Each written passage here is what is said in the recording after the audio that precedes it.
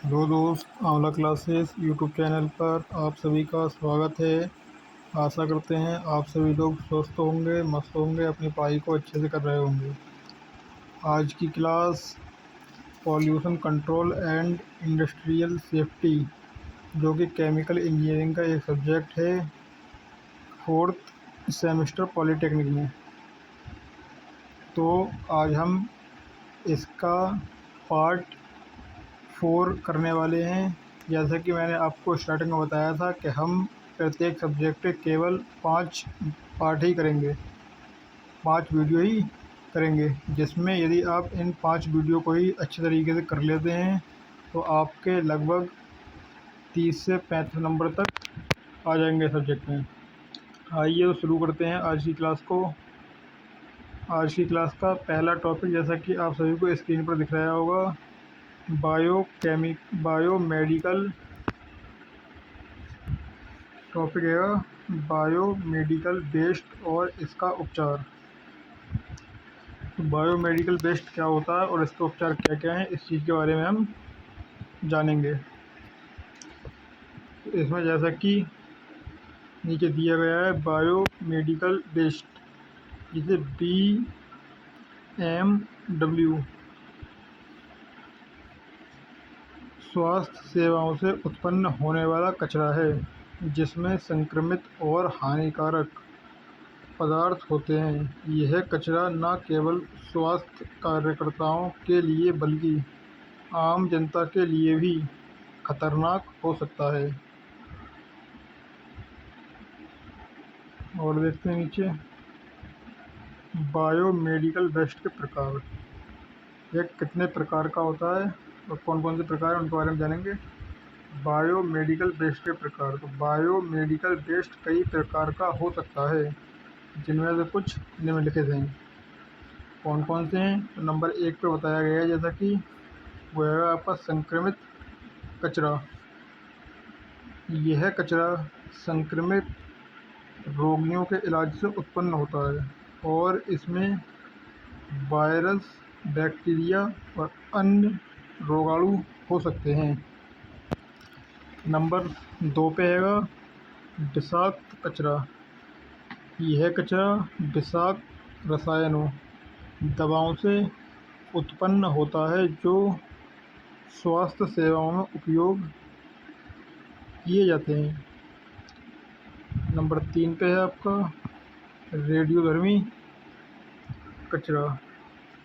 रेडियोधर्मी कचरा क्या होता है? यह कचरा रेडियोधर्मी पदार्थों के उपयोग से उत्पन्न होता है, जो स्वास्थ्य सेवाओं में उपयोग किए जाते हैं। ऐसे रेडियोधर्मी पदार्थ जो स्वास्थ्य सेवाओं में और चिकित्सा के क्षेत्र में उपयोग किए जाते हैं, रेडियोधर्मी कचरा उनसे उत्पन्न होता है।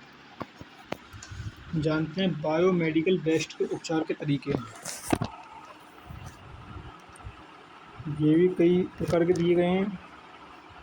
बायोमेडिकल वेस्ट के उपचार के लिए कई तरीके हैं, जिनमें से कुछ निम्नलिखित हैं।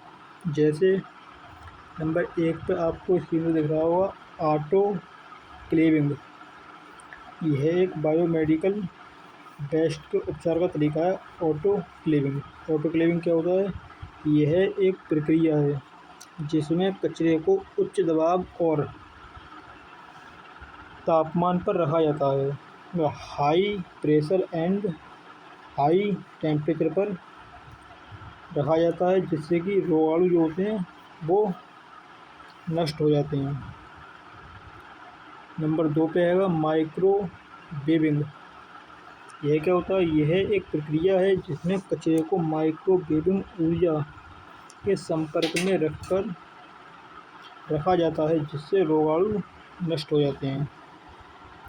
नंबर 3 पे है इंसिनरेशन। यह एक प्रक्रिया है जिसमें कचरे को जलाया जाता है। क्या कराया जाता है? कचरे को जलाया जाता है, जिससे वह राख में बदल जाता है। आगे देखते हैं, नंबर 4 पे है, चौथा उपचार है इसका, केमिकल ट्रीटमेंट। केमिकल ट्रीटमेंट के द्वारा भी इसका उपचार किया जा सकता है। जैसे यह एक प्रक्रिया है जिसमें कचरे को रसायनों के साथ मिलाकर रोगाणुओं को नष्ट किया जाता है, समाप्त किया जाता है। आगे देखते हैं बायोमेडिकल वेस्ट के प्रबंध के लिए आवश्यक कदम। तो बायोमेडिकल वेस्ट जो होता है उसके प्रबंध के लिए निस्तारण के लिए आवश्यक कदम कौन कौन से उठाने चाहिए। बायोमेडिकल वेस्ट के प्रबंध के लिए निम्नलिखित कदम आवश्यक हैं। जैसे नंबर 1 पे दिया है आपको कचरे का अलगाव, मतलब इस कचरे को आपको अलग रखना चाहिए और कचरे को अलग अलग श्रेणियों में अलग अलग करना आवश्यक है। कचरे का भंडारण, मतलब अच्छे से आपको इसे भंडारित करना चाहिए। कचरे को सुरक्षित और स्वच्छ तरीके से भंडारित करना आवश्यक है। नंबर 3 पर आपको दिया है कचरे का परिवहन। कचरे को सुरक्षित और स्वच्छ तरीके से परिवहन करना आवश्यक है। नंबर 4 पे है कचरे का उपचार। कचरे का उपचार करना आवश्यक है जिससे वह हानि रहित हो जाए। पढ़ते हैं निष्कर्ष। इसका क्या निष्कर्ष निकलता है।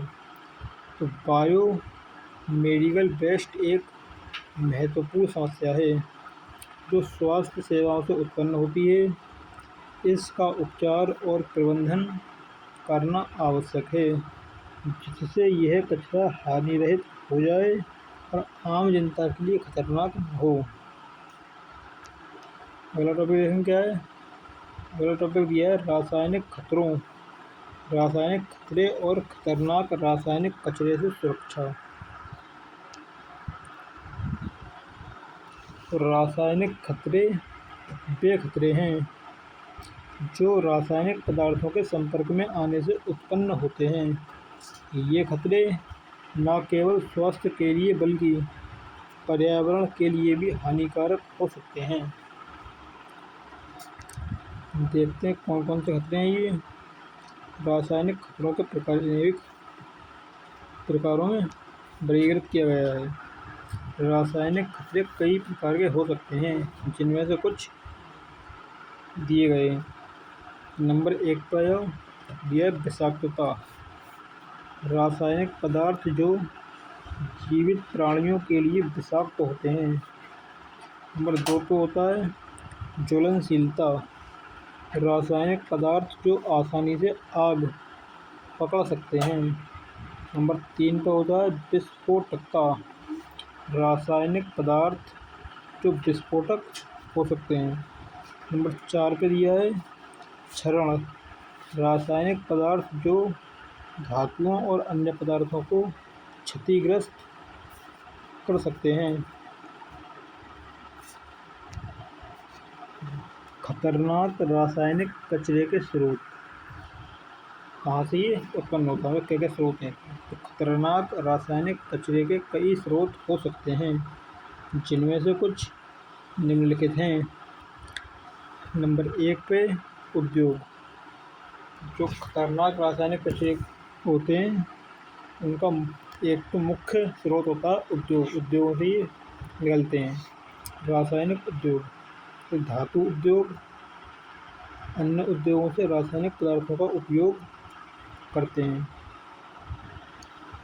नंबर 2 प्रयोगशालाएँ। प्रयोगशालाओं से हानिकारक रासायनिक अपशिष्ट निकलते हैं।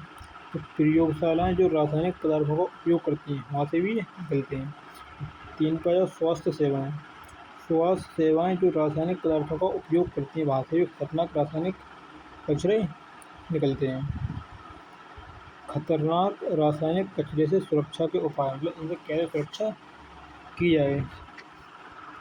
तो खतरनाक रासायनिक कचरे से सुरक्षा के लिए निम्नलिखित उपाय आवश्यक हैं। जैसे कि नंबर 1 पर कचरे का अलगाव। कचरे को अलग अलग श्रेणियों में अलग अलग करना आवश्यक है। नंबर 2 कचरे का भंडारण। कचरे को सुरक्षित और स्वच्छ तरीके से भंडारित रखना भी आवश्यक है। नंबर 3 पर कचरे का परिवहन। कचरे को सुरक्षित और स्वच्छ तरीके से परिवहन करना आवश्यक है। और 4 पर कचरे का उपचार।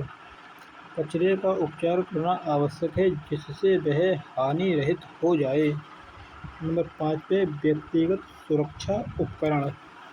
व्यक्तिगत सुरक्षा उपकरण जैसे कि दस्ताने, मास्क और गूगल्स मतलब चश्मे का उपयोग करना आवश्यक है। इससे क्या निष्कर्ष निकलता है? खतरनाक रासायनिक कचरा एक महत्वपूर्ण समस्या है जो स्वास्थ्य और पर्यावरण के लिए हानिकारक हो सकती है।